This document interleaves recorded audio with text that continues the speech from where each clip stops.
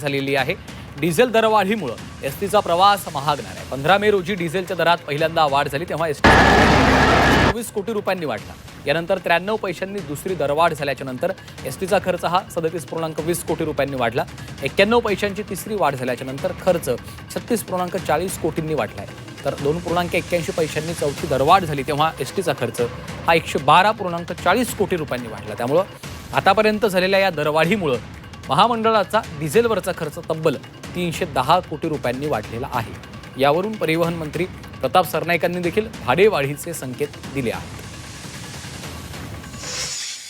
डिझेलच्या वाढलेल्या किमतीमुळे एसटी महामंडळाला जर आजची किंमत पकडली तर 310 कोटी रुपयाचं नुकसान हे वर्षाला होणार आहे आणि ते नुकसान एसटी महामंडळ सहन करू शकणार नाही। आजही जे डिझेलचे भाव आहेत ते काही स्थिर नाही आहेत, उद्या त्यामध्ये सुद्धा काही कमी जास्त प्रमाणात वाढ किंवा कमी होऊ शकेल।